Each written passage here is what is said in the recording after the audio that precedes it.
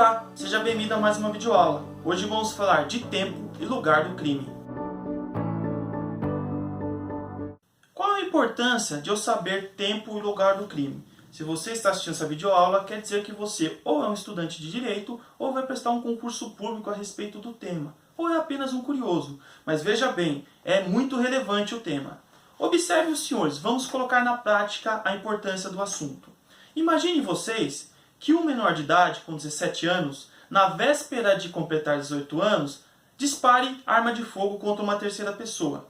E essa terceira pessoa, essa vítima, venha a falecer 2, 3 dias depois do acontecido. Ou seja, quando o autor já alcançou a maioridade, já alcançou os 18 anos. O que eu vou aplicar para esse autor? Eu aplico o ECA? Ele teria praticado um ato infracional? Ou devo aplicar o Código Penal, já que ele é maior de idade no momento do resultado? Bom, se você assistiu a aula de hoje, você vai responder essa pergunta com facilidade. Para que eu possa falar de tempo e lugar do crime, eu preciso ter em mente 3 teorias que caem muito em prova, que é a teoria da atividade, a teoria do resultado e a teoria da ubiquidade.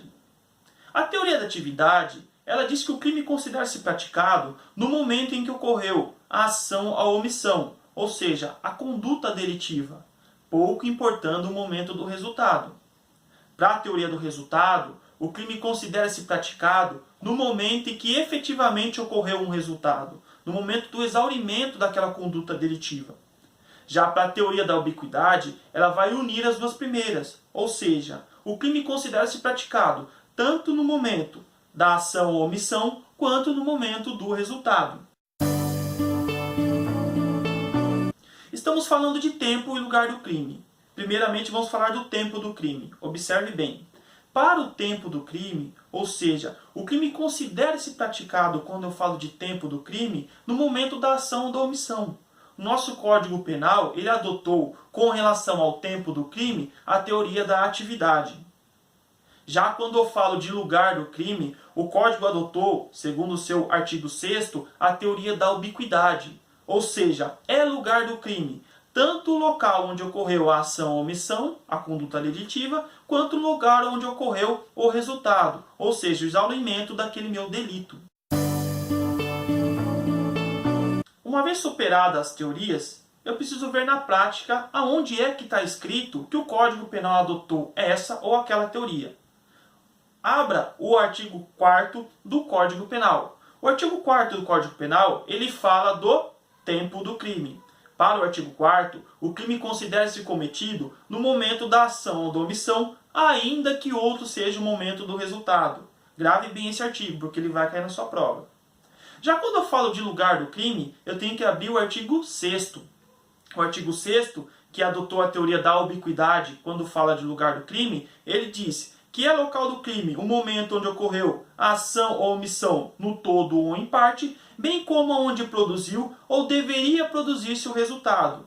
Então, com relação ao tempo do crime, artigo 4º, teoria da atividade. Com relação ao lugar do crime, artigo 6º, teoria da ubiquidade. E eu falei para vocês também da teoria do resultado. Ela está onde no Código Penal? Ela vai estar no artigo 111, inciso 1º, que fala a respeito da prescrição. E também vai estar no artigo 70 do Código de Processo Penal. Súmula 711 do STF. O que essa súmula traz de importante a respeito do nosso tema? Eu disse para vocês, com relação ao tempo do crime, o nosso código adotou a teoria da atividade, ou seja, considera-se praticado o crime no momento da ação ou da omissão, ainda que outro seja o momento do resultado. Porém, senhores, eu tenho que lembrar do quê? De uma exceção. Para os crimes permanentes ou para os crimes continuados, que são aqueles onde eu tenho uma reiteração das condutas, ou porque o crime foi praticado no mesmo contexto de tempo ou espaço, eu não vou aplicar essa regra. Por quê? Porque, segundo a súmula do STF, para esses crimes, eu vou aplicar a lei da última conduta. Por que eu estou dizendo isso para vocês? Imagine vocês um crime de sequestro. Vamos voltar ao exemplo do menor de idade. Ele comete o sequestro na véspera de completar 18 anos. E esse sequestro ele vai se estendendo por 1, 2, 3 semanas. Digamos que na terceira semana ele seja preso por esse delito.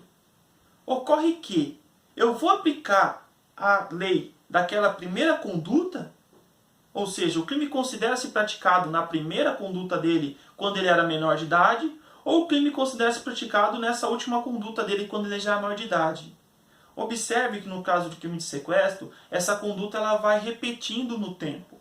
Ou seja, nesse caso, no crime permanente ou no crime continuado, senhores, eu vou aplicar a lei da última conduta. Ou seja, ele vai responder como maior de idade e não mais como menor de idade. Então essa é uma exceção. Chegamos ao final de mais uma videoaula. Obrigado pela sua presença. Como eu já disse em outras aulas, espero que você tenha ou adquirido novos conhecimentos ou relembrado conhecimentos importantes. Fique com Deus, bons estudos e até a próxima aula.